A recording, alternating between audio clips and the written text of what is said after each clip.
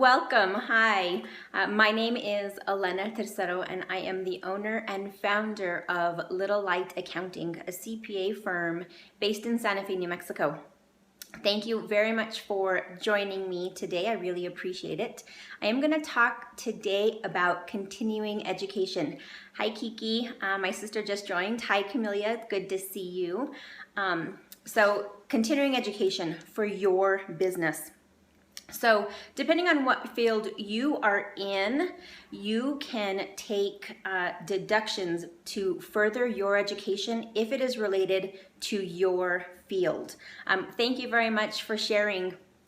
If you do find value in this, please do share with your followers and help them learn some more about this continuing education, because it's really important. So if it is related to if the continuing education is related to your field of what you are doing in your business. So for me, mine is accounting, taxes, business setup, development. If I'm taking classes in those fields, those pieces are deductible. If you are a fitness instructor and you are taking classes to better your fitness or instructing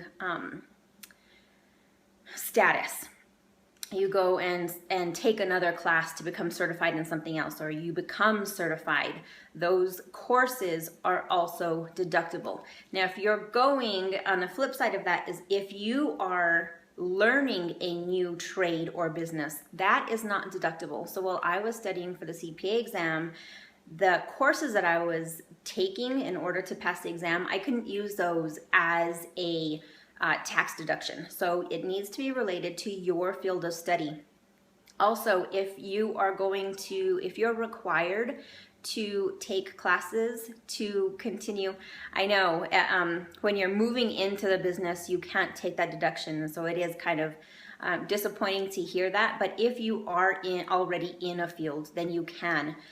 So all of us that are on social media right now, the things that you're learning in order to move your business forward, those things are deductible. So, there's so many different programs out there. Kim Garst has some programs. Amy Porterfield has programs. Shalene Johnson has programs. All of those classes, yes, the fitness conferences, same thing. All of those online courses are deductible. So you want to make sure that you're keeping track of them. The certifications, if you are certified already or you do have a license, like again, I'm going to go back to my CPA license, or if you're a realtor, you're already certified as a Group X fitness instructor, or maybe you're a personal trainer. And in order to maintain those certifications or licenses, you need to take a certain number of continuing education classes. Those are also deductible. So either to better your education in your current field or to maintain your licenses or certifications, both of those are deductible. What is deductible when you talk about that sort of thing? So the tuition or the enrollment fee is deductible. If you need to purchase books, those are deductible. Any other supplies that you may need in order to go through the course is also deductible. If you're going to go to a live event, Kiki, you talked about going to fitness conferences. So if you have to travel for those, the travel expenses related to that is also deductible. So if you have to fly somewhere, if you have to rent a car, your lodging while you're there, 100% deductible.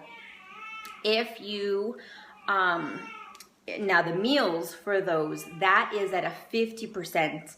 Yes, you can take those as deductions. So if you've already gone, Kiki, if you've already gone to some of the conferences, pull out those receipts. You can use them for this year. If you've had quite a few conferences that you've gone to in the past, you may want to consider taking a look to see how much you've spent on them, to see if it's even worth going back and redoing your taxes, amending your taxes in previous years. Sometimes it's not worth it, but it's something to actually look at and consider. So documentation. Receipts or purchases that are below $75, you do not have to keep the receipt for, but do document what it was for. So why did you purchase it? What were you learning or what were you intending to learn from it? And then the date of the purchase. Anything over $75, you do need the receipt for.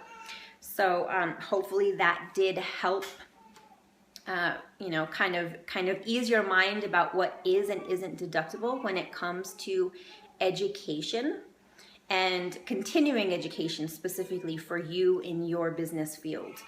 Does anybody have any questions? I am actually babysitting my nephew, and he just woke up. So Beachbody coach getting nutrition certified. So yes, nutrition certifications, because you are already a Beachbody coach. Yes, you can take that as a deduction. Also for coaches, whether you're a Beachbody coach or not, if you become certified in the live courses that they have, PIO, Insanity, P90X, Size, all of those certification fees are deductible. So Size, I think right now is like $199 for the certification, $249 for most of the other ones. So that fee to become certified is deductible. Now they also have, as a pro team, if you are certified, they have what's called Pro Team. So it's a monthly fee, $24.95 is the fee, and that is also deductible as part of a business expense.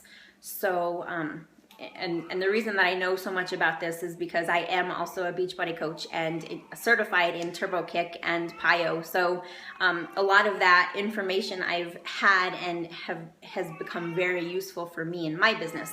So yes, those of you that are Beachbody coaches, you can use that, those as deductions. So I really hope that you found value in this. Please do share the rebroadcast. I also have some tax tips on my website that you can download for you. It is bit.ly/LLA tax tips.